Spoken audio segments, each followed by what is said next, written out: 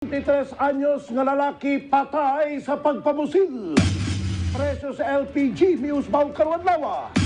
Mga eskwelahan naghulat og mando gikan sa IATF alang sa face-to-face classes.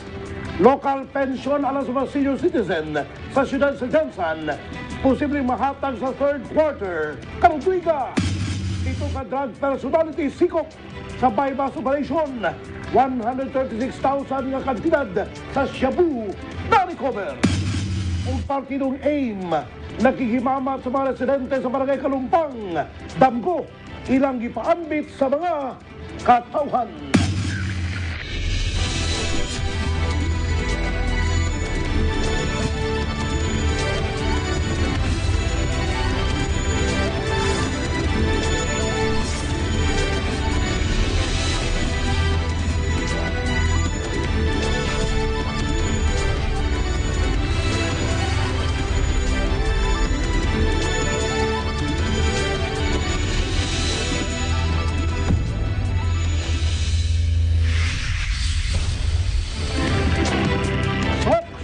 Mayong gabi, adlang Martes, Marso 1, tuig 2022, live. Gikan din sa Brigada News Center. Kami ang inyong kabrigada nga maghatag kaninyo mga balita dili lamang sa Soxargen, ingon man sa managlaing rehiyon ug kiniya Ronda Brigada.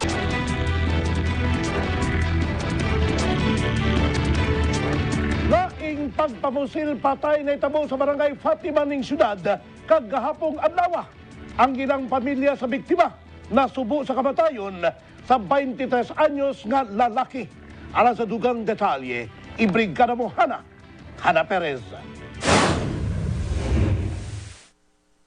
Gipusil patay ang usa ka 23 anyos nga si Kent Jasper Ahos o sa mas nailhang Ken kagahapong adlaw, Pebrero 28 alas 5 sa hapon. Nahitabo ang pagpamusil sa Purok 19, Block 15, Bayanihan, Barangay Fatima, ning Dakbayan, mismo sa panimalay sa ka-live-in partner ni ini. Gipusil ang biktima samtang nagatimpla og kape kauban si alias Jan nga amahan sa partner sa biktima. Ang sospek sakay sa motorsiklo ug wala mailhan ang plate number. Una kining gipangita o gipusil sa managlahing bahin sa lawas ni Ken.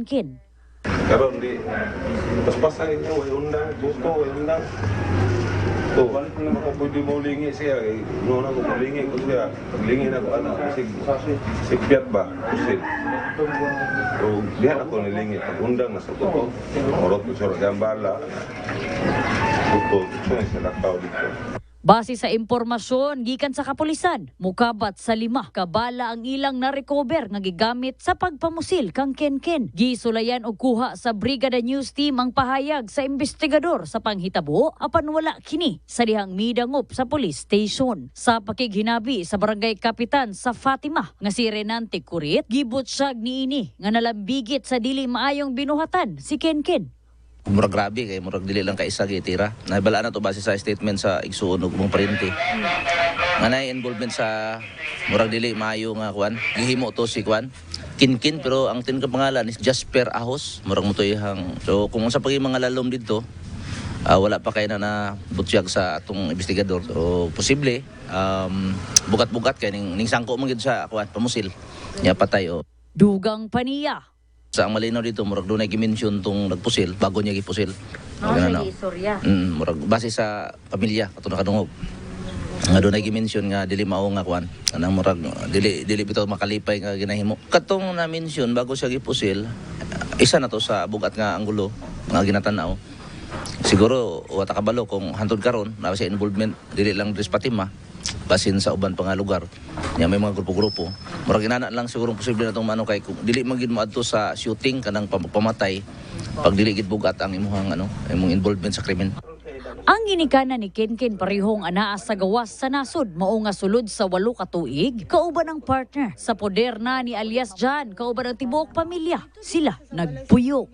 Nabuhi pa mga ginikanan na pero ako nahugo na kog anak ko na magud ko nag tanan sila nagsuunan sa ko nagkaon na magkaon kay ito ang ginikanan na wala dere. Shock, ma'am. Yun may katulog gabi kay Nakakuan man mi, ako wala jud ko sa panghitabo na di ko kay maninda man ko ma'am. Na ako mga anak lang direct, so nagproblema ko kay basig madamay ba akong mga anak. Dako kayong question sa kuha ma'am, uy kay butan ba yan ang bata Wala po na'y atraso. Gi-question sa gitratong pamilya sa biktima ang iyang kamatayon tungod na ilhan nila nga usa ka maayong tawo si Kenken ug kung duna may gikalambigitang panghitabo pasangil na lamang kini matud ni alias John. Ano niya? Alam ko pasangil lang gud nga walay hinungdan ba. Wa kita sala patake diri naman mulaag diri balay kung sa trabaho nako trabahon pud niya. Mulaag. Ako konsensya lang gud nila. Konsensya lang nila kay kanang bata wa gyud sala. Kaya sa sud sa pila ka tuig, obserbado na ko na wag na sala kanang iha. Murag na involved lang ko sa parte siyang barkada. Wala na problema sa kuha kay kanang mga bata diri gina nagpuyo sa kuha. Ang iha banta lang suspect ba nga walay klaro nga ebidensya ba. Maura na iha. Sa klarong istorya wag na siya sala. Okay siya, wala yun ko ikaingon sa iya ha. Mao gani na nga, dako kayong question, nga nung gipatay siya nga, wala man siya isa. Katoy noon nga mga kuan, wala gipang kuha. Katong bata nga, kung asa kong bana to, apod siya.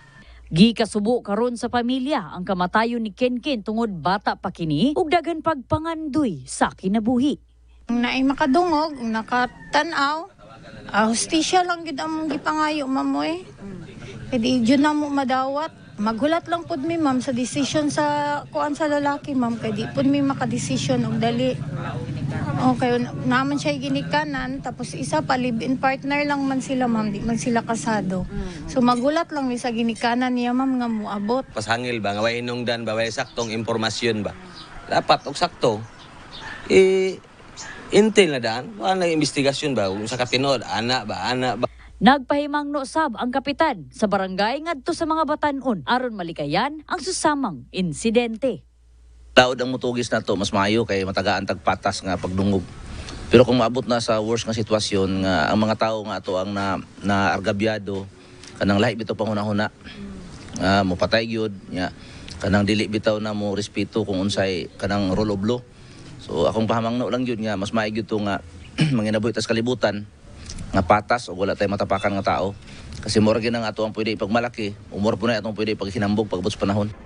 Ako si Brigada Hannah Perez, I aim for a better life. Aim the Jensen dream, barug Jensen. Arestado ang usa ka lalaki. Human gialegarang nangawat ug bitbit ang bag sa usa ka vendor nga dunay unod nga dakong kantidad sa kwarta. Dinakpan, gipanghimakak ang aligasyon. Ibrigada mo, Rona Muhimulta. Himas reha si John Sago, 33 anyos, tricycle driver, residente sa Porok Pandian, Barangay Labangal, Jensan, human maaktuhan alas 3:55 sa buntag kagahapon sa tag-iya sa pwesto nga si Tevs Tuti nga misulod sa iyang lawak nga nahimutang sa National Highway Porok Pandian, Barangay Labangal. Human makita sa sospetsado, dali kini nga misibat palayo sa lugar. Gilayon usab nga gitawag sa biktima ang iyang igsuon og pag-umangkon tungod nakitaan nga dala sa mga sospetsado ang bag nga adunay unod kwarta ug mga gamit. Nasikop ang sospek nga si John Sago sa mga tricycle driver nga anaan nakatambay gawas sa pwesto sa biktima apan nakaikyas usab ang kauban ni ini. Sospek nang himakak sa aligasyon. Di ba tagaan tagsala nga dali ato ang sala ba? Wala na to nabuhat, ikarga lagi sa kuha lagi. Pero dili ako nagbuhan, wala ko nabuhat na. Nabiyahe lang og tricycle. Katong isa ni sakay lang sa kuha ba. Nagpatod niya. May nawad-an og kaning kwarta niya 40,000 daw niya. Ilang gikuha gipangkon sa kuha. Pero wala ko kabalo na. Mihangyo na lang karon si Sago nga unta mapasaylo kini sa mga biktima. Okay lang sa ilahon ta nga mangayon ta kog pasaylo ba. Kay mo mangyapon katong nawala. Wala may kuha, wala man sila nakuha sa kuha, kwarta bisag piso yun. Mag-atubang karon og kasong pagpangawat ang sospetsado. Wala na usab na recover ang kwarta sa mga biktima nga 50,000 pesos og cellphone nga ginatuuhang anaa sa kauban sa sospek. Rona Muhimulta, aim for a better life. Aim the Jensen dream. Barug Jensen. 136,000 ka pesos nga kantidad sa gituhang shabu ang narecover sa 7 ka drug personalities nga nasikop sa otoridad kagahapon sa barangay Puka, Kiadlan, Marantaw, Lanao del Sur. Gawas sa narecover nga shabu na bungkag usab sa otoridad ang drug den sa lugar. Gila mga suspect nga silang Sauki Marakna, Asnawi Gontora, Ansano Gontora, Jaber Mustafa, Abdul Gontora, Onaes Kader o Gontora Agar. Ang pagkadismantel sa kikayong drug den resulta sa pagka-recover sa 20 gramos na shabu o sa M14 rifle, cellphones, IDs o drug paraphernalia. Balhog na karon sa presuhan ang mga dinakpan o gipasakaan og tukmang kaso. Presyo sa liquefied petroleum gas con LPG dunay usbaw karong adlaw. Alang sa dugang detalye, ibrigada mo Hana Perez.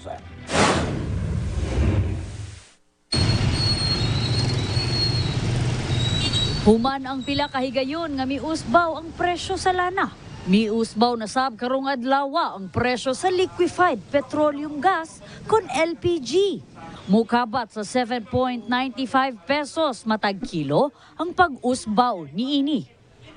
Ang tindera sa usa ka karinderya nga si Susan nakurat sa dakong pag-usbaw sa presyo. LPG na ang gamit sa ilang mga kusinera sa pagluto og mga sudan nga iserve sa mga suking tigpamalit sulod sa upat katuig. Ang sudan nga kanhing ginaserve ana lamang sa kantidad nga 25 pesos. Karon nga misaka na ang presyo sa LPG, napugos kining pasakaan sab ang presyo sa mga sudan.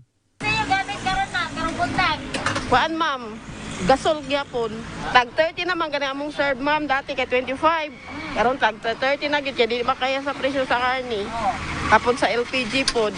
Usa lamang si Susan sa naapektuhan sa pag-usbaw sa presyo sa LPG. Ilabi na karon nga nagaatubang kita sa hulga sa pandemya. Ubay-ubay na lamang ang nagapalit sa gawas. Ug anaa na lamang sa panimalay, nagaprepara sa batikang panginahanglan nga mao ang pagkaon. Ako si Brigada Hana Perez. I aim for a better life.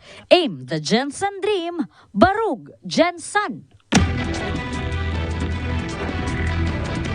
Pipila sa mga eskwelahan sa dakbayan sa Jensan ang preparado na sa posibilidad nga face-to-face classes. Mando na lang matud pa sa gikan sa Interagency Task Force ug ang pag-aproba sa DepEd ang kulang aron hingpit nga na mabalik ang eskwelahan sa mga kabataan. Ibrigada mo, Rona Muhimulta. Sa padayon nga pag-ubos sa kaso sa COVID-19, hinay-hinay na usab nga nangandam ang mga eskwelahan sa Jensan sa posibilidad nga pagsugod sa face-to-face classes. Dinhi sa syudad aduna nay 4 ka tulonghaan ang nagsugod nga gilangkuban sa Aspang Elementary School, Dato Balunto National High School, Balacayo Elementary School ug Glolang Elementary School. Gawas sa 4 nga nagsugod na, duna pay 7 nga gustong makaapil sa face-to-face classes apan ginatan-aw pa sa Department of Education kon DepEd ang ilang gipasa nga mga rekisitos aron madetermina kung kwalipikado ba kini o dili. There are schools who express their intention to participate. However, we still have to submit their documents and the schools also complying with the requirements. So for now, hindi pa natin ma-determine kung ano yung mga schools na yun. But there are schools, at least 7 of them, na nag-express na intention na mag-participate. Kinahanglan matud pa nga anaa sa Alert Level 1 ang usa ka lugar asa nahimutang ang usa ka eskwelahan aron makapahigayon sa face-to-face classes. Gawas niini, kinahanglan usab matud pa ang pagtugot sa mga ginikanan. May support from the community, may support from the local government unit, and pinaka-importante, pinapayagan ng magulang dahil ang mga magulang ay magpirma ng parents' consent. Sa Dajangas West Central Elementary School, ilahan na lang ginahulat nga mahatagan og sertipikasyon gikan sa barangay og IETF. Sa karon ginahimo pa nga isolation facility ang ilang eskwelahan. Sa ngayon, ang paaralan natin ay isolation facility pa. So hinihintay pa natin na bigyan tayo ng certification from the barangay and the IETF na yung management ng school ay transfer na sa atin. Yan ang primary concern natin na ngayon na palagi nating gina-follow up sa barangay. Preparado na usab ang Balonto Elementary School sa pagbalik sa face-to-face classes. I am preparing 20 seats for 20 children available in this big space of 7 by 9. 7 by 9, and there's a place for the teachers. May teacher table, meron tayong lavatory, meron mga sabon dyan, merong wash area sa labas, meron namang area kung saan may parents na pupunta at makikipag-usap sa teacher. Meron din sila mga malilit na mga gamit na para matuto ng mga bata kung paano mag-arrange ng bahay. Dugang pa sa Schools Division Superintendent sa DepEd Gensan nga si Romelito Flores, kinahanglan nga ipadayon gihapon ang pag-obserba sa proper health protocol kung mobalik man gani ang mga kabataan sa eskwelahan. Panawagan usab niini sa mga ginikanan nga magpadayon lang sa paghatag og suporta sa mga magtutudlo og programa sa gobyerno. Kini si Rona Mohemolta, Aim for a Better Life. Aim the Gensan Dream. Barug, Gensan. At ang isa mong pagbalik, air attack gibay gayon sa kuta sa mga terorista sa Maging, Lanao del Sur, matod sa AFP. Sultan Kudarat, no vaccination, no ride sa bagong executive order. Suspect nag-high pa, una na musil sa biktima sa Cotabato City. Talang-talang sa pagbalik sa ronda. Brigada!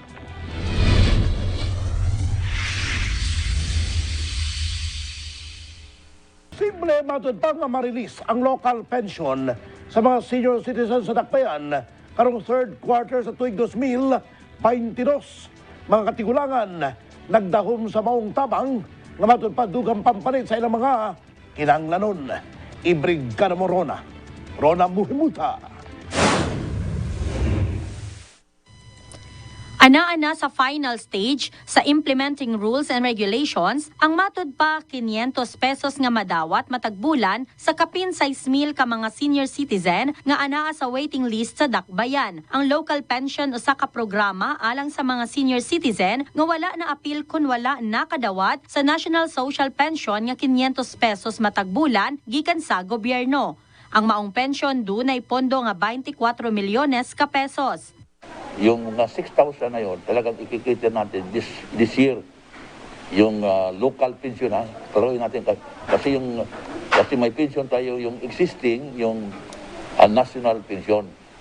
But we are talking now, the local social pension was approved by the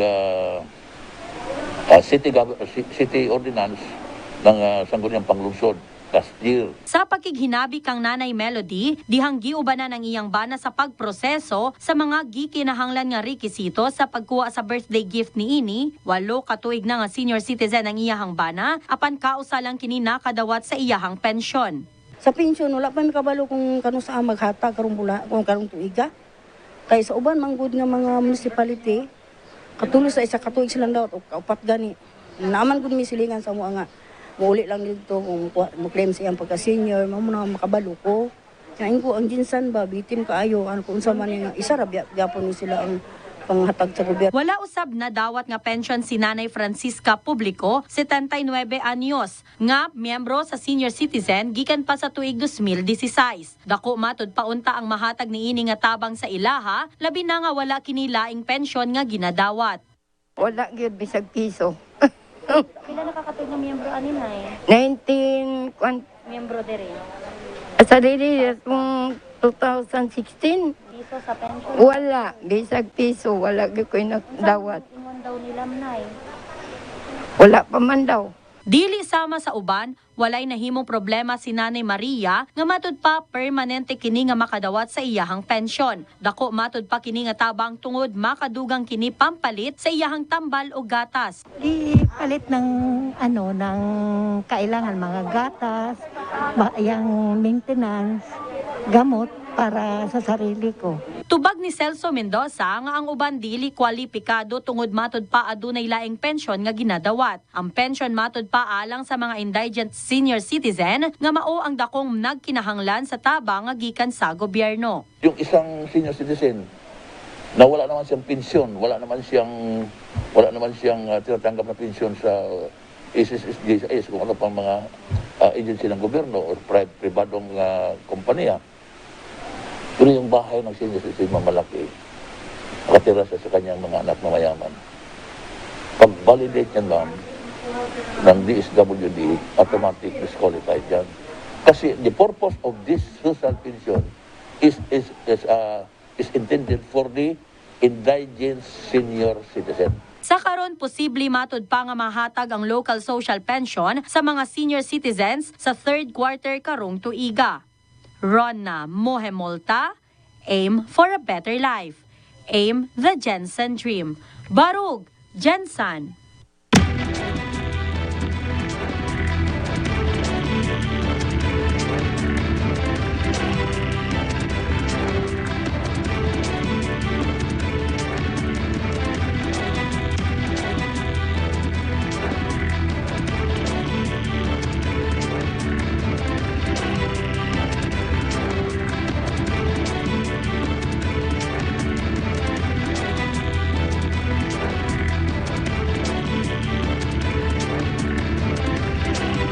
Nahimong mahinungdanon ug malampuson ang panagtapok kauban ng mga residente sa barangay Kalumpa, pinaagi sa Kapehan. Laing adlaw na usab kini nga pakighimamat ug panag-ambit sa tagsa-tagsang damgo sa mga general. Alang sa dugang detalye, ibrigada mo, Hana Perez.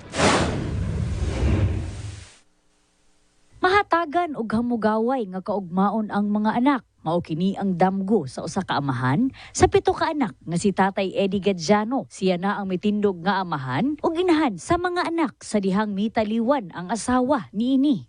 Wala na, patay na. Kamot lang, tabang sa mga anak.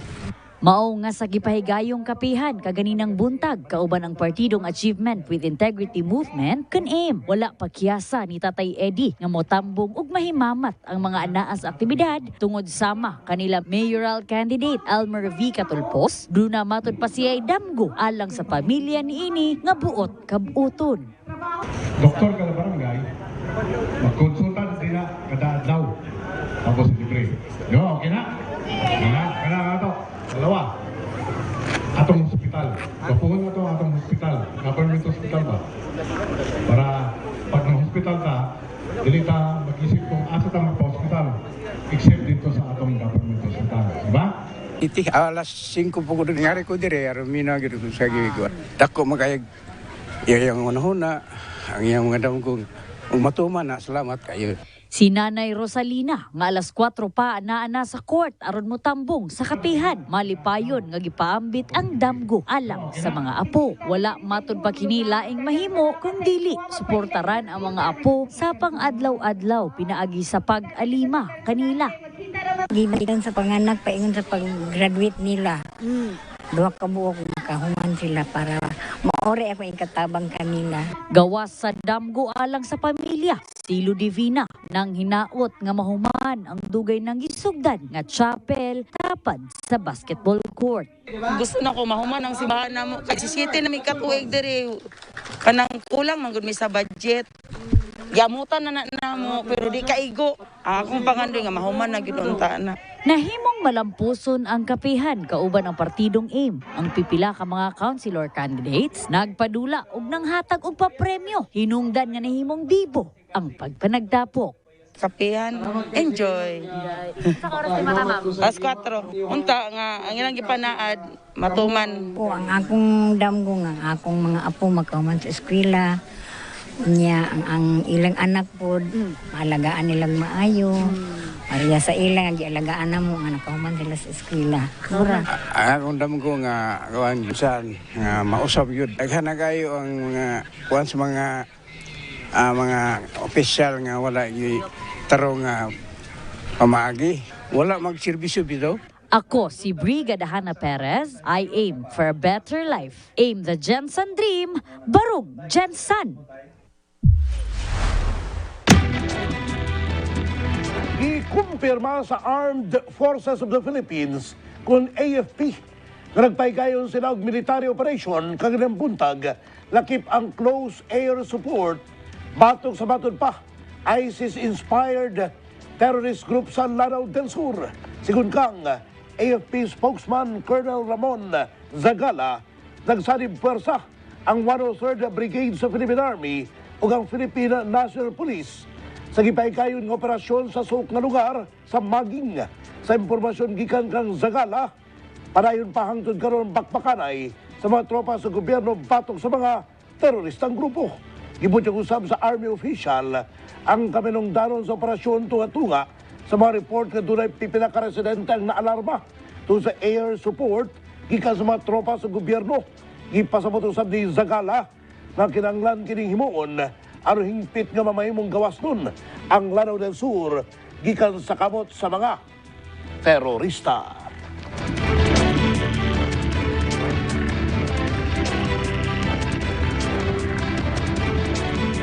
Samdan ang usa ka babayi human pusilon sa wala mailhing sospek kaganinang buntag, Marso 1 sa RH10, Cotabato City. Giilang biktima nga si Helen Segundo Juan nga nakaangkon og tapsing sa iyang tuong bahin sa Bukton. Saysay sa biktima nagbaktas kini sa kalsada dihang kalit gipusil sa nag-inusarang sospek nga sakay sa motorsiklo nga pula. Naghay pa ang sospek sa biktima bago kini gipusil. Dugang paniini, nakurat siya kung kinsa ang namusil tungod wala matod pa siya'y kaaway. Mukabat sa kapinapulo kabala ang naabtan sa Brigada News Cotabato sa crime scene. Sa karon nagapadayon pa ang investigasyon sa otoridad sa maong insidente.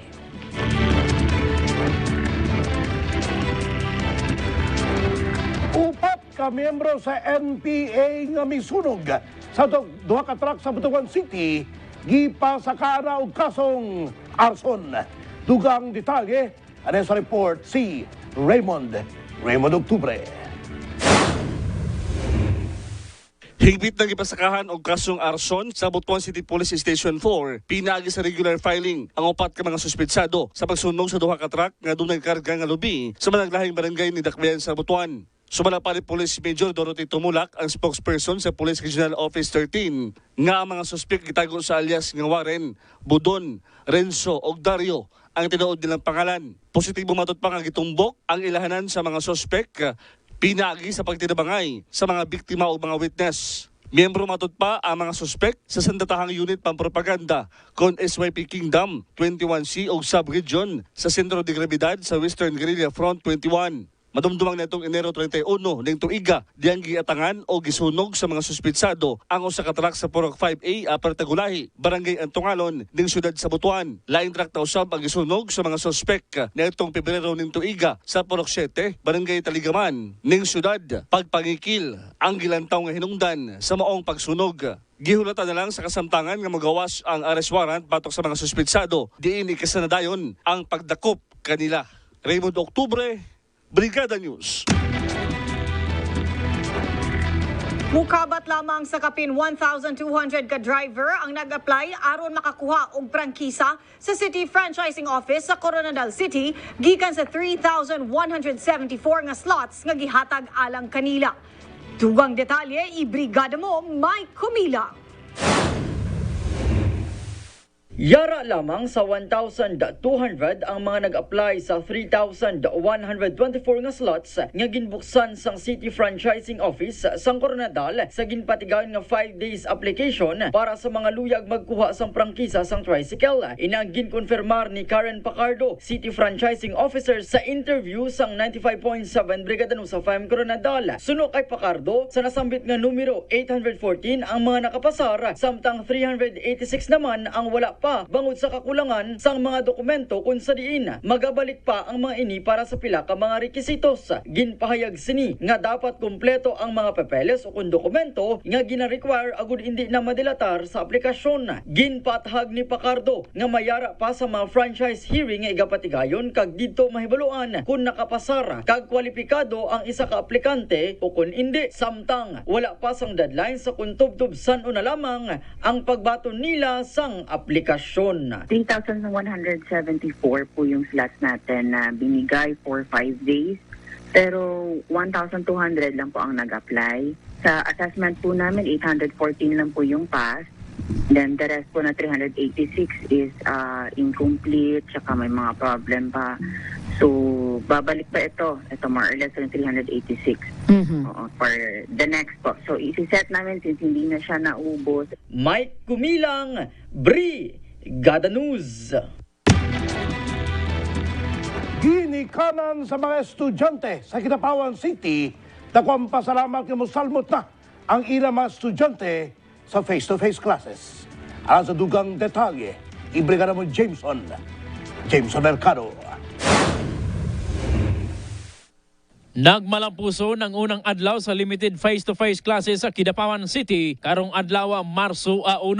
Gisuta sa Brigada News Team ang Kidapawan City Elementary School kung asa malipayon nga misalmot ang mga estudyante. Dako ilang pasalamat ilabi na ang mga ginikanan nga sa pila ka tuig modular ang sistema sa pagtuon sa ilang mga anak tungod sa pandemya o karon ilan ang matagamtaman ang classroom learning system. Sigon ni Kidapawan City Elementary School Principal Arnel Cipriano, doon na sila'y 210 ka mga grade 1 na pupils ang misalmot sa maong aktibidad. Samtang sa umaabot nga Marso 7 adlaw nga Lunes, ilang pagasugdan ang susama nga aktibidad alang sa kinder, grade 2 o grade 3. Gibot niya usab sa opisyal nga gawan sa ilang padayon nga pag-obserba o strikto nga pagpatuman sa gikatakdang minimum health standard. Ilang gimansay usab matud pa ang posibilidad sa pag-abli sa lain pang mga grade levels padulong sa tunhayng pagbalik sa naandan nga classroom learning system. Nasayran usab nga gawa sa Kidapawan City Elementary School, doon na pa'y 26 ka mga tulunghaan sa syudad ang mipatuman sa susama nga aktibidad. Jameson Mercado, Brigada News.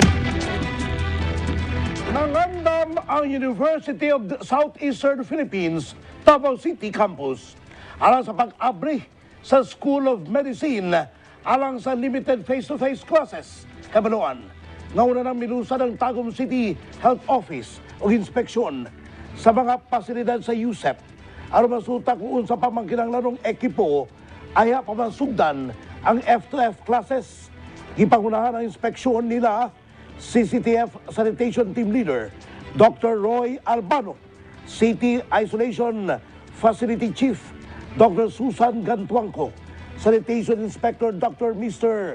Vincent Heiner de Lima o Miss Meli Ortiz. Inabagan nila USEP SOM Associate Dean Dr. Marites L. Domingo, Campus Librarian Miss Winda Bisejas o Special Assistant to the Dean of SOM na si Mr. Jet Cariaga. Sa kasamtangan, ginapapot na lamang karon sa USEP Davao ang guidelines sa pagtaykay ng face-to-face classes alang sa mga estudyante sa School of Medicine. Ilabi na karon para pampahad sa COVID-19 virus. Nagpagawas karon og bagong Executive Order No. 9 ang Sultan Kudarat. Human gipailalom na sa Alert Level 2 ang Rehiyon 12 sugod Marso 1 hangtod Marso 15 ning tuiga. Ilawom sa EO, tugta na ang 50% capacity sa mga indoor venue alang sa mga fully vaccinated, samtang 70% usab sa outdoor venue capacity. Tugtan usab nga makabiyahe sa tibuok probinsya mga bakunadong nag-edad 18 hangtod 65 anyos pataas, ingon man ang mga mabdos nga bakunado. Samtang ang mga pampublikong sakyanan tugtan nga makasakay hangtod 70% capacity ug hugtan ang pagpatuman sa no vaccination, no ride policy sa mga pampublikong sakyanan. Nagapadayon usab ang curfew sa tibuok probinsya gikan alas 10 sa gabi hangtod alas 4 sa buntag. Nagkalatid usab sa EO ang no vaccination card, no entry alang sa mga air-conditioned nga establishmento, opisina ug ahensya sa gobyerno.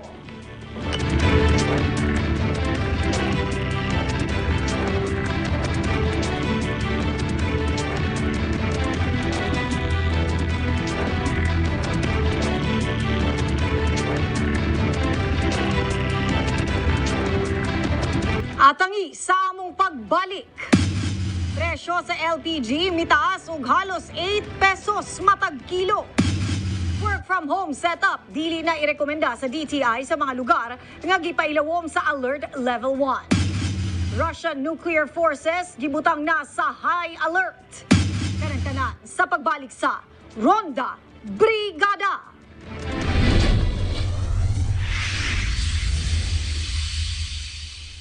Nagpatuman og usbaw sa singil sa presyo sa liquefied petroleum gas kan LPG ang Petron Corporation sugod karong adlaw. Ana sa 7.95 pesos matag kilo ang giusbaw sa presyo sa LPG, samtang 4.44 pesos usab ang matag litro sa auto LPG. Subay sa wahing dato sa Department of Energy, nagdula na karon sa 794 pesos hangtod sa 1,054 pesos ang presyo sa 11 kilos nga tangke sa LPG. Samtang epektibo na usab karong adlaw ang oil price hike sa mga kumpanya sa lana nga mukabat sa 90 centavos sa kada litro sa gasolina, samtang 80 centavo usab sa diesel ug 75 centavo sa kerosene. Apil sa mga kumpanyang nagpatuman niini ang Caltex, Shell, Sea Oil, Petron, Flying V, Petrogas, Uni Oil, Phoenix Petroleum, PTT Philippines, Jetty Petroleum o Clean Fuel. Kinina ang ikasyam nga pag-usbaw sa presyo sa produktong petrolyo karong tuiga. Ginalauman nga mutaas pa kini tungod sa kagubot tali sa Russia ug Ukraine. Gisugyot sa Department of Trade and Industry nga ibalik na ang office setup karong ana-ana. Ilawom sa Alert Level 1 ang Metro Manila ug 38 pa ka mga lugar sa nasod. Sa Talk to the People ni Pangulong Rodrigo Duterte, gibutsag ni DTI Secretary Ramon Lopez nga kini aron nga maauhag ang mga Pilipino nga mogastos aron mapakusgan pa ang ekonomiya sa nasod. Pagpasabot ni Lopez sa susamang pamaagi, mabuhi og daghan ang matabangan nga mga gagmayng negosyo. Luyo ni ini gitinaw ni Lopez nga nagpabiling opsyon ang work from home setup para sa mga empleyado. Sugod karong adlaw anaa sa Alert Level 1 na ang Maynila ug uban pang lugar hangtod sa Marso 15.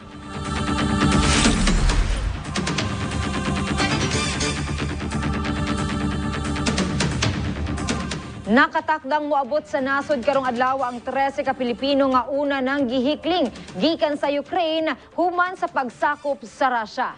Mato ni Department of Foreign Affairs Undersecretary Sala Lu Ariola, ang mga nasangpit gisugat mismo ni Foreign Secretary Teodoro Locsin sa border sa Poland ug Ukraine ug anaa sa nasod pabiyahe pauli sa nasod.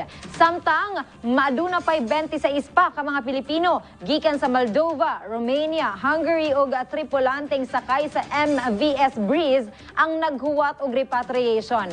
Una nang nakauli sa nasod ang 6 ka mga Pilipino, samtang ang pipila nagduha-duha pa nga muuli hilabi na nga kadtong mga nakaminyo og Ukrainian nationals. Mato ni Ariola, may mga OFW usab sa Kiev ang nagdesisyong muhikling uban ang ilang mga employers.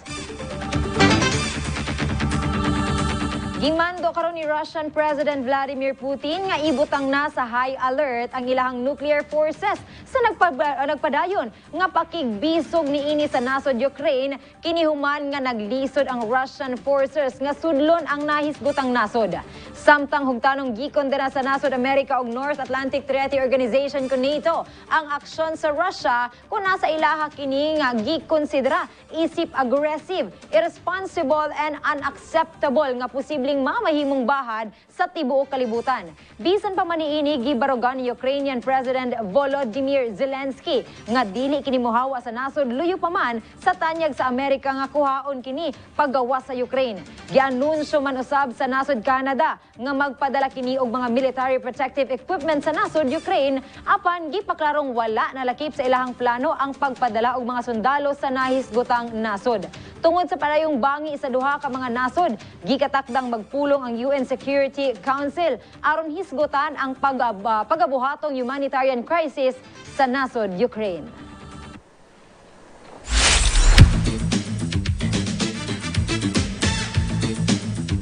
Nanawagan ang Gilas Pilipinas fans nga ibalik unta sa aksyon si Tab Baldwin. Kinihuman mapildi ang national team sa score nga 88-63 batok New Zealand sa FIBA World Cup Asian Qualifiers. Pabilin gihapon ang suporta sa mga fans apan dili malikayan nga dismayado sila tungod nalisuran ang national team sa Tall Blacks sa second half. Tungod niini, dunay mga fans sa Big Dome mihawa una pa man ang final buzzer ug kadaghanan kanila nagbilin og mensahe sa SBP kundiin ilang gisulat nga baliko na si kaning national team coach Baldwin. Sa karon wala pay komento nga gipagawa si Baldwin sa publiko kalabot sa iyang paghawa sa gilas o wala pa usab kini nakaistorya sa SBP human kini gitangtang isip head coach. Ang forward sa Miami Heat nga si Jimmy Butler gipamulta og $25,000 sa NBA tungod sa paglapas diini sa mga lagda sa liga kabahin sa pagpa-interview sa media atol sa NBA All-Star Weekend ning baguhay pa lamang. Si Butler gisilutan dili lamang sa iyang kapakyasan sa pagpatuman sa iyang mga obligasyon ngadto sa mga sakop sa media apan tungod sab sa wala niya pagkooperar sa gihimong investigasyon sa liga nunot sa iyang gibuhat. Apil sa iyahang pag-snab sa media nahitabo human sa NBA All-Star Games diin si Butler mitali og 2 puntos og 2 ka steals sulod sa 9 ka minuto aron tabangan ang team LeBron nga pildihon ang team Kevin Durant sa score nga 163-160. Ang 32 anyos nga si Butler nga anaa karon sa ika-11 niyang NBA season mitimon sa Miami ngadto sa 2020 NBA Finals diin ang Heat gipukan sa Los Angeles Lakers nga gipanguluhan ni James Lebron. LeBron James. Ako si Brigada CJ Sering. Aim for a better life. Aim the Jensen Dream. Barog Jensen. Balikan ninyo Attorney Can o Brigada Deal. Sa Ronda Brigada karong adlaw Martes. Mga storyang 24 oras nga gitutukan sa news team sa Brigada News TV. Ako si Dil Bilapil Bartolaba. Aim for a better life. Aim the Jensen Dream. Barog Jensen. Kinatibuk ang pagserbisyo hatod alang sa publiko. Walay sagol bakak, tanan alang sa kamaturan. Sagot kita, ipaglalaban kita. Kini sa Brigada Attorney Can Balyeke, aim for a better life. Aim the Jensen Dream. Barog Jensen. O kiniyang Ronda Brigada.